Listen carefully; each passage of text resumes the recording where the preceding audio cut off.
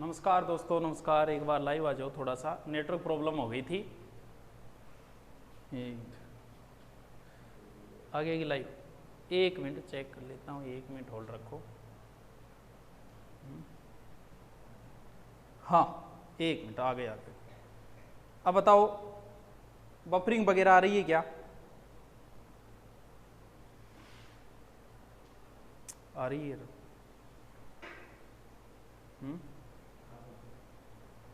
आ रही है ना बफरिंग? सही है क्या? बफरिंग वगैरह आ रही है क्या? अब आ रही है भाई?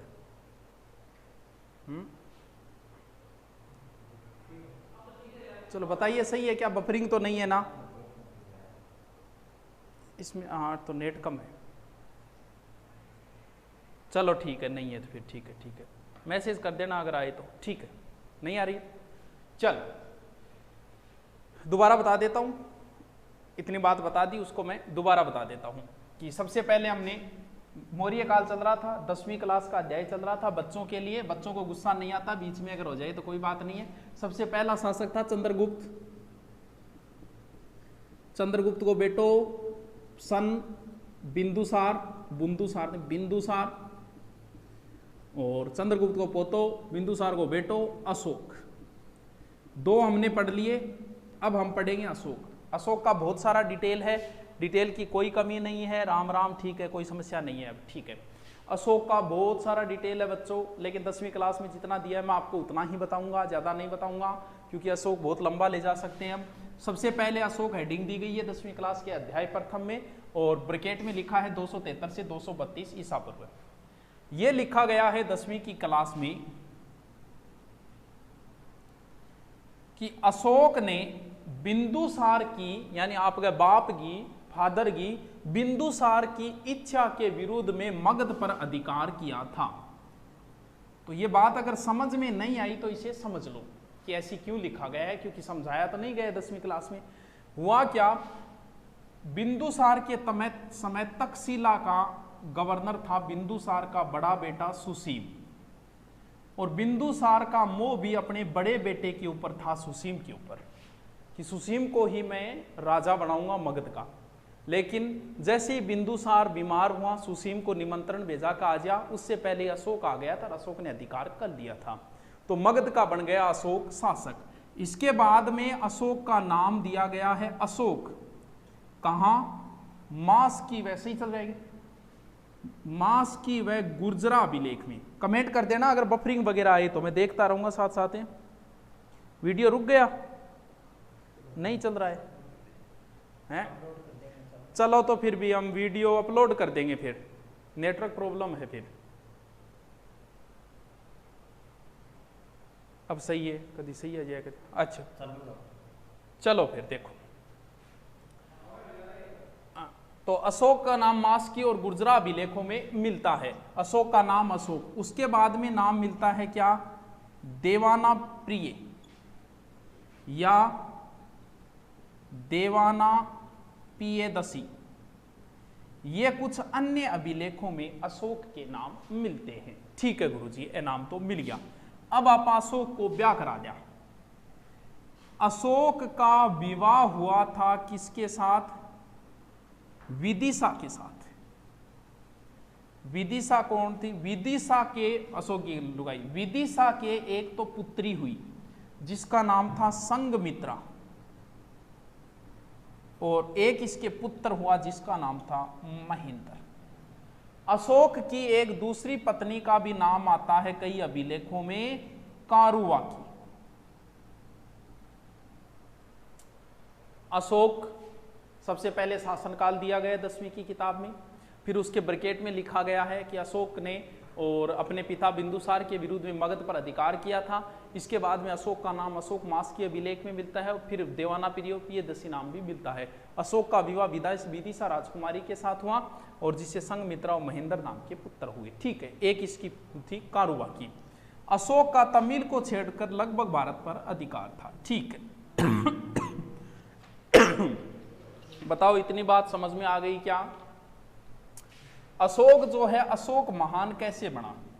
अशोक इतिहास में क्यों फेमस है? अशोक इतिहास में फेमस है, जो उड़ीसा में एक युद्ध हुआ जिसका नाम है कलिंग। बस कलिंग युद्ध के बारे में 10वीं की किताब में ज़्यादा बातें नहीं लिखी गई, इसका सन नहीं लिखा गया 10वीं की किताब में, सिर्फ इतना ही लिखा गया है कि अशोक के राज्याभिषेक के 8वें वर्ष ये युद्ध हुआ था।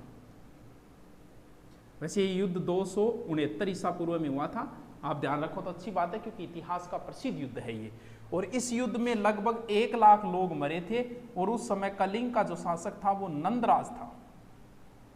ये जानकारी आती गुफा अभिलेख में लिखी गई है। तो कलिंग युद्ध इतिहास का बड़ा ही प्रसिद्ध युद्ध है, बड़ा ही फेमस युद्ध है, बड़ा ही इंपॉर्टेंट युद्ध है। 269 ईसा पूर्व में हुआ था ये। इसके बाद में अशोक महान अशोक बन गया। जब उसने मरे हुए लोगों को देखा तो इसकी विरक्ति की ओर चला गया। महान व्यक्ति था, महान व्यक्ति है, कई बार संन्यास की ओर चले जाते हैं, तो संन्यास की ओर चला गया था ये, और इसने भेरी घोष के स्थान पे धम घोष अपना लिया था। तो कलिंग युद्ध जो है वो बड़ा ही प्रसिद्ध युद्ध है। ठीक है, मगध साम्राज्य के अंदर अब कलिंग मिल गया, तो फिर कलिंग की राजधानी बनाई गई थी क्या? दोली व तोसली।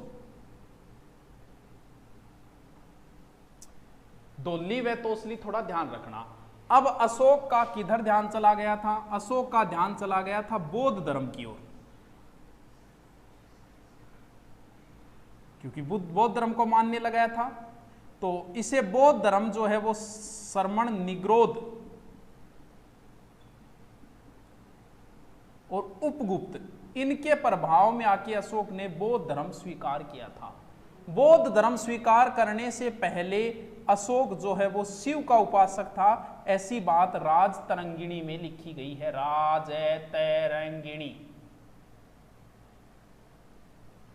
और अशोक के ऊपर इसके गुरु मोगलीपुत्रतिस का भी प्रभाव था। अशोक के ऊपर इस व्यक्ति का भी प्रभाव था। ठीक है गुरुजी। अशोक ने कुछ गुफाएं भी बनवाई थी। कुछ कितनी? 4 गुफाओं का जिक्र है 10वीं क्लास के बच्चों आपके अध्याय के अंदर। कौन कौन सी गुफा गुरुजी? ये गुफा बनवाई थी बराबर पहाड़ियों में। गुफा का नाम है सुदामा, चौपाड़, विश्व झोंपड़ी और कर्ण। तो चौकोर एक झोंपड़ी है। चौकोर झोंपड़ी के अंदर सुदामा और कर्ण रहते हैं। हेलो, 4 झोंपड़ियों के ट्रिक हो गए वे। चौकोर झोंपड़ी में यानी ये 4 गुफाएं हैं, जिनका बराबर ये जो गुफाएं हैं वो आजीविकों के लिए बनवाई गई थी। तो चारों गुफाएं नाम दिखाना, सुदामा, चौपर, विश्व झोंपड़ी और कर्ण। अब अशोक ने बौद्ध धर्म स्वीकार किया, तो अब अशोक की कई बातें आपकी किताब में लिखी गई है। कर लिया जी कटा ब्रो? चलो देखो, पहला पॉइंट दिया गया है धम्म यात्रा। गुरुजी धम्म की है, धम्म को जिक्र तो बाद में करा। धम्म को मतलब थे, समझ लो, धर्म। अशोक ने धम्म यात्राएं प्रारंभ की थी राज्याभिषेक के 10वें वर्ष। अशोक ने धम्म यात्रा में राज्याभिषेक के 10वें वर्ष तो गया था, ये बोध गया। और राज्याभिषेक के 20वें वर्ष गया था कहां? लुम्बिनी, कपिलवस्तु, लुम्बिनी। यहां पर अशोक ने टैक्स जो है वो 1/4 से कम करके 1/8 कर दिया था। अशोक के समय कुछ स्वतंत्र राज्य कौन कौन से? चोल, चेर, पांडे, केरल का समीवर्ती क्षेत्र। बच्चों अशोक पढ़ रहे हैं, माइंड में अशोक की एक छवि बनाओ। अशोक का ब्रैकेट में शासनकाल 273 से 232। फिर हमने अशोक की कौन सी बातें की कि अपने पिता के विरोध में इसने राज्य अपना शासन कर लिया था। पिता तो सुसीम को बनाना चाहता था। अशोक का नाम अशोक कहाँ मिलता है, ये बातें हमने पढ़ ली। फिर अशोक की प्रसिद्ध युद्ध कलिंग युद्ध पढ़ा। फिर अशोक की क्या पढ़ा? धम्म यात्रा पढ़ी। ठीक है, अब 2 बात हम कर लेते धम्म। जितना इतनी करेंगे जितनी 10वीं की किताब में लिखी गई है। तो बच्चों धम्म का मतलब तो धर्म होता है। क्या चल रहा है? धम्म का मतलब क्या होता है? एक तरीके से धर्म।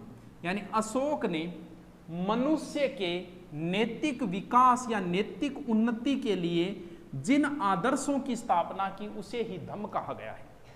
ये लाइन लिखी गई 10वीं। यानी अशोक ने नैतिक विकास के लिए मनुष्यों के लिए जो नियम बनाए वही धम्म है।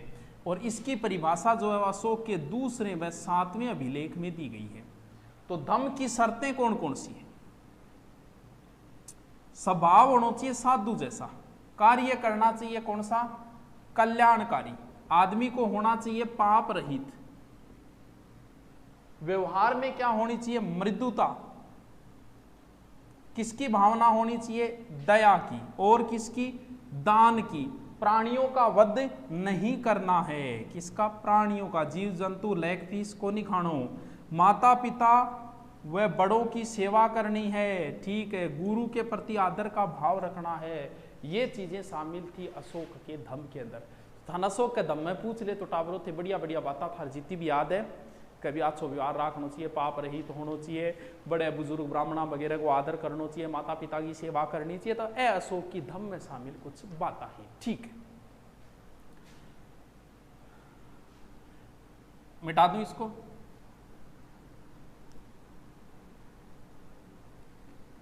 अशोक से पहले जो यात्राएं की जाती थी वो विहार यात्राएं होती थी, जिसके अंदर शिकार किया जाता था। और अशोक ने क्या शुरू किया था?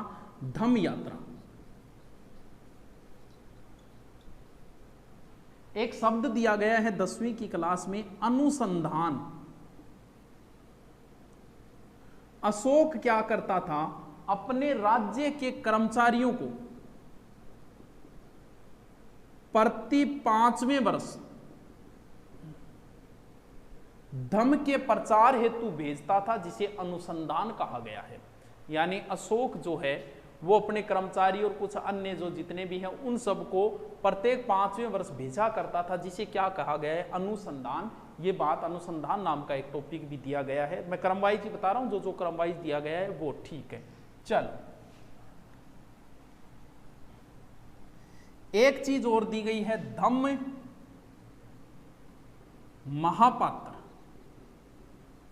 इसकी नियुक्ति अशोक ने 13वें वर्ष की थी।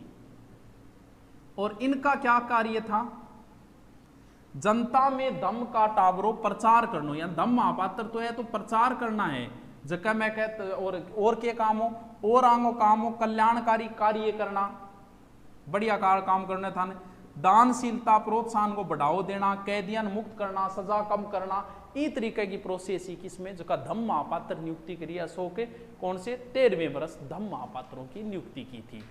ठीक है, बताओ कुछ समझ में आ रही है? क्योंकि थोड़ा सा टफ है तो ए टॉपिक था, ध्यान रखना है। अशोक का धम्म क्या है, धम्म यात्रा क्या है, अनुसंधान क्या है, धम्म महापात्र क्या है। ठीक है, अब टाबरो अशोक का अभिलेख हवे फुल डिटेल देखो तो मेरे एक पुराना वीडियो देख लो, और जितनी बातें 10वीं की क्लास में है उतनी बातें अब हम देख लेंगे। अशोक प्रथम शासक है जिसने प्रजा को संबोधन देने के लिए अभिलेख लिखवाए। यानी आज जनता तक कोई न्यूज पुगानी है तो बिंगो तो अपने का अखबार है, व्हाट्सअप है, फेसबुक है, बी टेम क्यों? तो बी टेम अभिलेख लिखवा दिया कि थाना ए चीज जो भी रस्तो है, सड़का है, वहां पर अशोक अभिलेख लिखवा दिया जनता खातर। अशोक पहलो शासक है, इनकी प्रेरणा अशोक ने गठू मिली। तो इसकी प्रेरणा अशोक को मिली थी, ईरानी राजा था दारा, जिसका दूसरा नाम आता है डेनियस प्रथम। और अशोक के अभिलेखों की लिपि कौन सी है? ब्राह्मी। और भी कई लिखी है लेकिन ब्राह्मी। पश्चिमी स्तर में 2 अभिलेख मिलते हैं, इसका मानसेरा और शाहबाजगढ़ी। इनमें कौन सी लिपि है? खरोष्टी। अभिलेख क्या है? अशोक ने लोगों के लिए लिखवाए। इसकी शिक्षा इसने कहां से ली थी? दारा से ली थी। इसकी लिपि ब्राह्मी है, जबकि दोनों की लिपि खरोष्टी है, मानसेरा और शाहबाजगढ़ी। और क्या है? अशोक के दूसरे और तीसरे अभिलेख में, और यमन के एक राजा है, यमन का राजा था जिसका नाम था ओटियोकस, ओटियोकस का उल्लेख मिलता है। और अशोक के अभिलेख को सबसे पहले पढ़ने का कार्य किया था जेम्स प्रीसे। बात पल्ले पड़ेगी कि नहीं? अभिलेख अशोक ने लिखवाए, जनता के लिए लिखवाए थे अभिलेख। और इसकी प्रेरणा इसने दारा से ली थी, ईरानी राजा से। इसकी लिपि ब्रह्मी है, दोहों की लिपि खरोष्टी है, मानसेरा और साहेबाज गढ़ी। और बताया थी अशोक का इस समय, और ये एक शासक का जिक्र हुआ है, थोड़ा सा याद रखो तो रख लेना, वरना कोई बात नहीं। और सबसे पहले अशोक के अभिलेखों को पढ़ा था किसने? James preset. अशोक के समय, भगवान राम के समय तो रावण था, और अशोक के समय श्रीलंका का राजा था तिस। और अशोक से यह प्रभावित होकर इसने एक उपाधि धारण की थी, कौन सी? देवाना प्रिय। और इसका राज्याभिषेक हुआ था दूसरी बार, तब इसने तिस श्रीलंका तिस ने अशोक को निमंत्रण दिया था। और उस समय अशोक के यहां पर कौन गया था? अशोक का बेटा गया था तिस के यहां पर, जिसका नाम था महेंद्र, बोधि वृक्ष लेकर। और यहीं से श्रीलंका में बौद्ध धर्म का क्या हुआ था? प्रसार हुआ था। लगभग अशोक ने 40 वर्ष तक शासन किया, और 232 ईसा पूर्व अशोक की मृत्यु हो गई। तो ये बातें हैं किसकी? अशोक की। तो इसको 2-3 बार देखना, अशोक थोड़ा टफ है, तो और डिटेल में देखना है तो एक वीडियो और डाला हुआ है मौर्य काल का, आप वो देख लेना। इसके आगे की चीजें पढ़ेंगे, मौर्य प्रशासन जो बड़ा ही इंपॉर्टेंट है, जिसको हम पढ़ेंगे कल। ठीक है।